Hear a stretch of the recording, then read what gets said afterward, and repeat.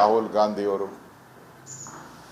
ಸರ್ಕಾರ ದುಡ್ಡಲ್ಲ, ಸರ್ಕಾರ ದುಡ್ಡಾದರೆ ಕೇಂದ್ರ ಸರ್ಕಾರದ ಪಾಲನ್ನು ಬರ್ತೈತಲ್ಲ. ಕರ್ನಾಟಕಕ್ಕೆ ಕೇಂದ್ರ ಸರ್ಕಾರನೂ ಕೂಡ ಅನುದಾನಗಳನ್ನು ಕೊಡುತ್ತೆ. ಯಾಕೆ ಅವ್ರನ್ನ ಕರೆದಿಲ್ಲ? ಅಮಿತ್ ಶಾ ಅವ್ರನ್ನ ಯಾಕೆ ಕರೆದಿಲ್ಲ? ಪ್ರಧಾನಮಂತ್ರಿನ ಹೋಗಿ ಇನ್ವೈಟ್ ಮಾಡಿದ್ದೀರಾ? ಕೇಂದ್ರದ ಅವ್ರನ್ನ ಬೇಡ, ಅವರು ದೂರದಲ್ಲಿದ್ದಾರೆ ಅಂತ ಇಟ್ಕೊಳ್ಳಿ. ನಮ್ಮ ರಾಜ್ಯದಲ್ಲೇ ಇದ್ದಾರಲ್ಲ ಮಂತ್ರಿಗಳು, ಕುಮಾರಸ್ವಾಮಿ ಅವರಿದ್ದಾರೆ, ಅವ್ರನ್ನ ಯಾಕೆ ಕರೆದಿಲ್ಲ? ಪ್ರಹ್ಲಾದ್ ಜೋಶಿ ಅವರಿದ್ದಾರೆ, ಶೋಭಾ ಕರಂದ್ಲಾಜೆ ಇದ್ದಾರೆ, ಸೋಮಣ್ಣ ಅವರಿದ್ದಾರೆ, ಅವ್ರನ್ನ ಯಾಕೆ ಕರೆದಿಲ್ಲ? ಸರ್ಕಾರಿ ಕಾರ್ಯಕ್ರಮ ತಾನೇ, ಸರ್ಕಾರದ ಪ್ರೋಟೋಕಾಲ್ ಪ್ರಕಾರ ಇವರೆಲ್ಲರನ್ನೂ ಕರಿಬೇಕಾಗಿದ್ದೊಂದು ಕರ್ತವ್ಯ. ಯಾಕೆ ಕರೆದಿಲ್ಲ ನೀವು?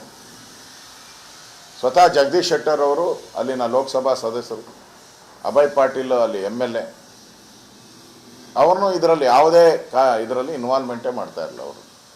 ಅವರು ಕೂಡ ನಿನ್ನೆ ಜಗದೀಶ್ ಶೆಟ್ಟರ್ ಅವರಿಗೆ ಫೋನ್ ಮಾಡಿದ್ದೆ. ಅವರು ನಾವು ಭಾಗವಹಿಸಲ್ಲ, ಇದೊಂದು ಕಾಂಗ್ರೆಸ್ಸಿನ ಕಾರ್ಯಕ್ರಮ, ಇದು ಸರ್ಕಾರಿ ಕಾರ್ಯಕ್ರಮದ ರೀತಿ ಯಾವುದು ನಡೀತಾ ಇಲ್ಲ. ಇಡೀ ಬೆಳಗಾವಿಯಲ್ಲಿ ಬರೀ ಕಾಂಗ್ರೆಸ್ ಬಾವುಟಗಳೇ ಹಾಕ್ಕೊಂಡು ಓಡಾಡ್ತಾ ಇದ್ದಾರೆ ಹೊರತು ಬೇರೆ ಏನೂ ಇಲ್ಲ. ಅಲ್ಲಿ ಹಾಕ್ಬೇಕಾಯ್ತಲ್ಲ, ಎಲ್ಲರ ಫೋಟೋನೂ ಹಾಕ್ಬೇಕಾಯ್ತು. ಸರ್ಕಾರಿ ಕಾರ್ಯಕ್ರಮ ಅಂದರೆ ಸರ್ಕಾರಿ ಕಾರ್ಯಕ್ರಮಕ್ಕೆ ಯಾರ್ಯಾರು ಬರ್ತದೋ ಅದೆಲ್ಲನೂ ಕೂಡ ಹಾಕ್ಬೇಕಾಯ್ತು. ಇವ್ರದ್ದೇ 50 ಅಡಿ ಕಟೌಟ್ರುಗಳು, ದಾರಿ ಇದ್ದಕ್ಕೂ ಇವ್ರದ್ದೇ ಕಟೌಟ್ರುಗಳು, ಇವ್ರದ್ದೇ ಪೋಸ್ಟು, ಇವ್ರದ್ದೇ ಬ್ಯಾನರು. ಸರ್ಕಾರಿ ಕಾರ್ಯಕ್ರಮ ಹೆಂಗಾಗ್ತೈತೆ? ದುಡ್ಡು ಮಾತ್ರ ಸರ್ಕಾರದ್ದು, ಕಾರ್ಯಕ್ರಮ ಕಾಂಗ್ರೆಸ್ದು. ಆ ದೃಷ್ಟಿಯಿಂದ ನಾನು ಛಲವಾದಿ ನಾರಾಯಣ ಸ್ವಾಮಿಯವರು ಆ ಕಾರ್ಯಕ್ರಮ, ಗಾಂಧೀಜಿ ಬಗ್ಗೆ ಗೌರವ ಇದೆ, ನಾವು ಗೌರವ ಕೊಡ್ತೀರಿ. ಈ ಕಾರ್ಯಕ್ರಮಕ್ಕೆ ಇದು ಕಾಂಗ್ರೆಸ್ಸಿನ ಕಾರ್ಯಕ್ರಮ ಆಗಿರೋದಕ್ಕೆ ನಾವ್ಯಾರು ಹೋಗಲ್ಲ. ಅವತ್ತು ನಾವು ಬೆಂಗಳೂರಿನ ವಿಧಾನಸೌಧ ಮುಂದೆ ಇರ್ತಕ್ಕಂಥ ಗಾಂಧೀಜಿಗೆ ಅಲ್ಲೇ ನಾವು ಪುಷ್ಪನಮನವನ್ನು ಮಾಡ್ತೀರಿ. ಪುಷ್ಪನಮನವನ್ನು ಮಾಡಿ ಈ ಕಾಂಗ್ರೆಸ್ಸಿನ ಏನು ನಕಲಿ ಗಾಂಧಿಗಳು, ಇದು ನಕಲಿ ಕಾಂಗ್ರೆಸ್ಸು, ನಕಲಿ ಗಾಂಧಿ. ಒರಿಜಿನಲ್ ಕಾಂಗ್ರೆಸ್ ಹೊರಟೋಯ್ತು. ಇದು ನಕಲಿ ಕಾಂಗ್ರೆಸ್ಸು, ನಕಲಿ ಗಾಂಧಿಗಳ ಈ ಒಂದು ಸಮಾವೇಶಕ್ಕೆ ನಾವು ಹೋಗದೆ ಸರ್ಕಾರದ ಹಣವನ್ನು ಇವರು ಕಾಂಗ್ರೆಸ್ ಪಾರ್ಟಿಯ ಹಣವಾಗಿ ಖರ್ಚು ಮಾಡ್ತಾ ಇರೋದು ಖಂಡನೀಯ. ಇದರ ವಿರುದ್ಧವಾದಂಥ ಒಂದು ಪ್ರತಿಭಟನೆಯನ್ನು ನಾನು ಎಲ್ಲ ನಮ್ಮ ಶಾಸಕರಿಗೆ, ಮಾಜಿ ಶಾಸಕರಿಗೆ ನಾನು ಮೆಸೇಜ್ ಹಾಕಿದ್ದೀನಿ. ನಾನು ಮಾತಾಡ್ತೀನಿ. ನಾವು ವಿಜಯೇಂದ್ರ ಅವರು, ನಾನು, ನಮ್ಮ ಬೆಂಗಳೂರಿನ MPಗಳು, MLA, ಎಲ್ಲ MLAಗಳು ಎಷ್ಟು ಸಾಧ್ಯ ಆಗ್ತೈತೋ, ಸಡನ್ನಾಗಿ ಹೇಳಿರೋದ್ರಿಂದ ಎಷ್ಟು ಜನ ಸಾಧ್ಯ ಆಗ್ತೈತೋ ಬನ್ನಿ ಅಂತ ಹೇಳಿದಿರಿ. ನಾವು ಈ ಒಂದು ವಿಚಾರವಾದಂಥ ಒಂದು ಪ್ರತಿಭಟನೆಯನ್ನು ಕೂಡ ನಾಳೆ ವಿಧಾನಸೌಧ ಮುಂಭಾಗದಲ್ಲಿ ನಾವು ಮಾಡೋದು.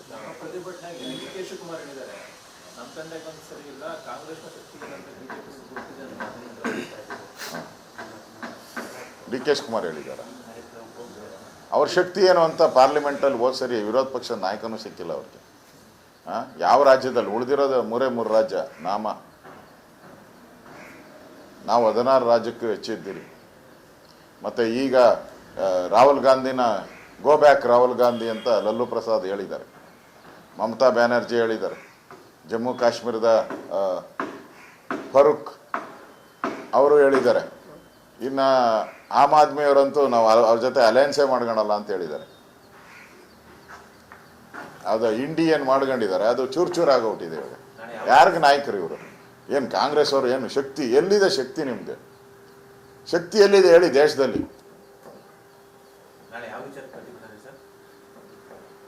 ಈ ಕಾಂಗ್ರೆಸ್ ಅಧಿವೇಶನದ ವಿಚಾರವಾಗಿ ಪ್ರತಿಭಟನೆಯನ್ನು ಮಾಡ್ತಾ ಇದ್ದೀವಿ.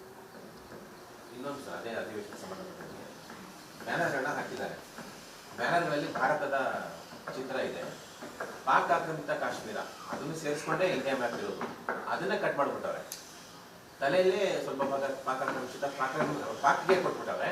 ಅದನ್ನು ಹೊರತುಪಡಿಸಿ ಉಳಿದ ಭಾರತದ ಚಿತ್ರ ಹಾಕಿ ಬ್ಯಾನರ್ಗಳನ್ನು ಹಾಕಿದ್ದಾರೆ. ಭಾರತದ ನಕ್ಷೆನ ವಿರೂಪಗೊಳಿಸಿದ್ದಾರೆ, ನಕ್ಷೆ ವಿರೂಪಗೊಳಿಸಿದ್ದಾರೆ. ಇದು ಅವಮಾನ ಮಾಡಿದ್ದಾರೆ. ಬಿಜೆಪಿಯವರು ಎಲ್ಲರೂ ಕೂಡ ಅಲ್ಲಿ ಪ್ರತಿಭಟನೆ ಕೂಡ ಶುರು ಮಾಡಿದ್ದಾರೆ. ಈಗ ಎಲ್ಲ ಒಂದು ಕಡೆ ಡೈವರ್ಟ್ ಮಾಡೋದಕ್ಕೆ ಈ ತರ ಪ್ಲಾನ್ ಮಾಡ್ತಾರೆ, ಎಲ್ಲ ಈ ತರ ವಿಷಯಾಂತರಗಳನ್ನು ಭಾರತ ವಿರೋಧಿ ನಕ್ಷೆ.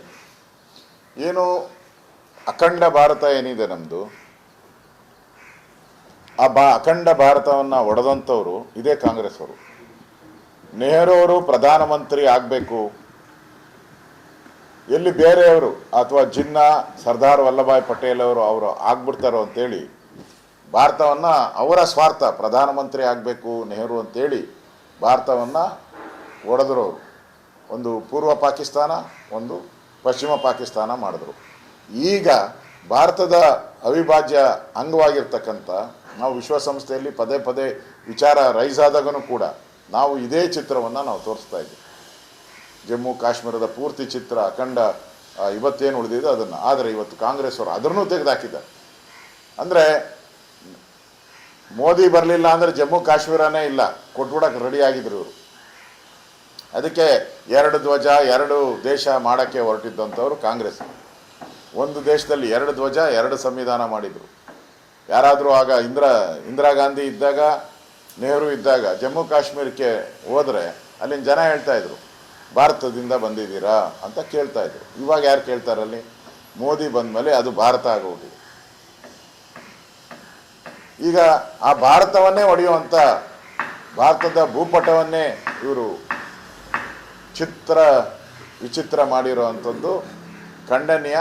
ಕಾಂಗ್ರೆಸ್ಸಿನ ಮನಸ್ಥಿತಿ ದೇಶವನ್ನು ಒಡೆಯುವ ಮನಸ್ಥಿತಿ. ಈಗಾಗಲೇ ಹೇಳಿದಾರಲ್ಲ, ಡಿ ಕೆ ಸುರೇಶ್ ಅವರು ಹೇಳಿದ್ದಾರೆ, ಸಪ್ರೇಟ್ ದೇಶಗಳು ಕೇಳಿದ್ದಾರೆ.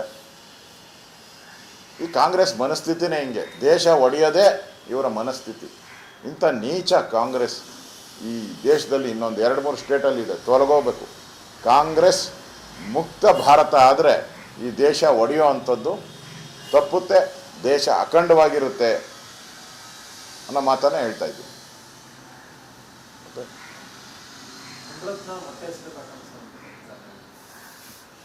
ನಿನ್ನೆ ಒಬ್ಬ ಶಾಸಕರು, ಕೇಸ್ ಏನಾನ ಇರಲಿ, ಅದು ಒಬ್ಬ ಶಾಸಕರು ಅವರು ಜನ ಚುನಾಯಿತ ಮಾಡಿದ್ದಾರೆ, ಅವ್ರ ಏರಿಯಾದಲ್ಲಿ ಹೋಗಿ ಕಾರ್ಯಕ್ರಮ ಮಾಡುವಂಥದ್ದು ಅವರ ಕರ್ತವ್ಯ, ಕುಂದುಕೊರತೆ ಕೇಳುವಂಥದ್ದು ಕಾರ್ಯಕ್ರಮ. ಆ ಸಂದರ್ಭದಲ್ಲಿ ಅವ್ರ ಮೇಲೆ ಮೊಟ್ಟೆ ಹಲ್ಲೆ ಮಾಡಿರ್ತಕ್ಕಂಥದ್ದು, ಅದರಲ್ಲೂ ಮುನಿರತ್ನಮ್ಮ ಹೇಳೋ ರೀತಿ ಅದರಲ್ಲಿ ಆಸಿಡ್ ಹಾಕಿ ಹಲ್ಲೆ ಮಾಡಿದ್ದಾರೆ ಅಂತ ಮುನಿರತ್ನಮ್ಮ ಅವರು ಪದೇ ಪದೇ ಹೇಳಿದ್ದಾರೆ. ಇದನ್ನು ನೋಡಿದ್ರೆ ಕರ್ನಾಟಕದಲ್ಲಿ ತಾಲಿಬಾನ್ ಆಡಳಿತ ಇದೆ ಅಂತ ಅನಿಸ್ತದೆ. ಸರಣಿ ರೀತಿ ಒಂದು ಸಿ ಟಿ ರವಿಯ ಪ್ರಕರಣ ಆಯಿತು, ಆಗಿನ್ನ 1 ವಾರ ಆಗಿಲ್ಲ, ಆಗಲೇ ಇನ್ನೊಬ್ಬ BJP MLA ಮೇಲೆ ಹಲ್ಲೆ ಮಾಡಿರ್ತಕ್ಕಂಥದ್ದು. ಅಂದರೆ ಗೂಂಡಾಗಿರಿ ಕಾಂಗ್ರೆಸ್ಸಿನ ಸಂಸ್ಕೃತಿ ಅನ್ನೋದನ್ನು ಸ್ಪಷ್ಟವಾಗಿ ತೋರ್ತಾ ಇದೆ. ಈ ಕಾಂಗ್ರೆಸ್ ಶಾಸಕರು ಒಂದು 10 ಶಾಸಕರ ಮೇಲೆ ಕೇಸಿದೆ, ಮರ್ಡ್ರ್ ಕೇಸಿದೆ, ರೇಪ್ ಕೇಸಿದೆ, ದುಡ್ಡು ಹೊಡೆದಿರೋ ಕೇಸಿದೆ, ಲೂಟಿ ಕೇಸಿದೆ, ಒಂದು 10 ಜನ. ಹಂಗಾರೆ ಅಲ್ಲೆಲ್ಲ BJP ಅವರು ಇವ್ರ ಮೇಲೆ ಮೊಟ್ಟೆ ಹೊಡೆದಿದ್ರ, ಕಲ್ಲು ಹೊಡೆದಿದ್ರ? ಪ್ರಜಾಪ್ರಭುತ್ವದಲ್ಲಿ ಕೋರ್ಟ್ ತೀರ್ಮಾನ ಆಗೋವರೆಗೂ ಕೂಡ, ನ್ಯಾಯಾಲಯದಲ್ಲಿ ತೀರ್ಮಾನ ಆಗೋ ಕೂಡ ಅವನು ಆಪಾದಿತ ಅಲ್ಲ, ಅಪರಾಧಿ ಅಷ್ಟೇ.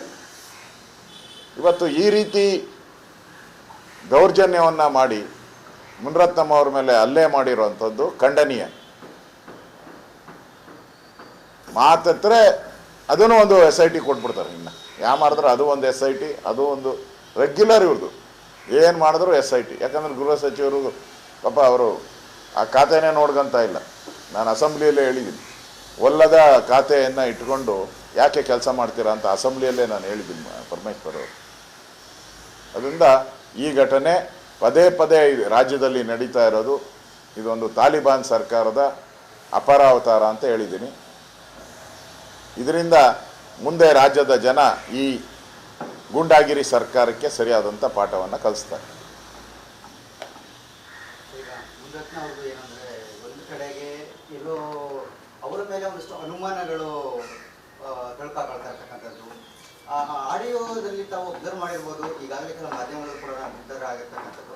ಅವರು ದಾಳಿ ನಡೆಯೋದಕ್ಕೂ ಮುಂಚೆನೇ ಆಸಿಡ್ ಅಟ್ಯಾಕ್ ಅಂತಕ್ಕಂಥ ಒಂದು ಮಾತಾಡ್ತಾರೆ. ಅಂದರೆ ಇನ್ನೂ ಮೊಟ್ಟೆ ಕೂಡ ಬೀಳೋದಕ್ಕೂ ಮುಂಚೆನೇ ಎಲ್ಲವೂ ನೋಡ್ತಿದ್ರೆ ಹೈಡ್ರಾಮಾ ಅಂತ ಒಂದು ಅನುಮಾನಗಳು ಬರ್ತಾ ಇರ್ತಕ್ಕಂಥದ್ದು. ಜೊತೆಗೆ ಏನು ಹಿಂದೆ ಒಕ್ಕಲಿಗ ಮಹಿಳೆಯನ್ನ ಏನು ನಿಲ್ಲಿಸಿದಂಥ ವಿಚಾರ ಇತ್ತು, ಅದು FSL ರಿಪೋರ್ಟ್ ಕೂಡ ಬಂದಿದೆ ಅಂತೆ.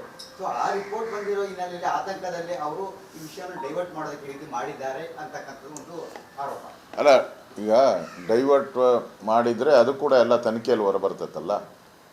ತನಿಖೆಗೆ ಹೊರಬರೋಕ್ಕೆ ಮುಂಚೆನೇ ಅದರ ಬಗ್ಗೆ ಕಾಮೆಂಟ್ ಮಾಡುವಂಥದ್ದು ಎಷ್ಟು ಸರಿ? ಇದು ಯಾಕೆ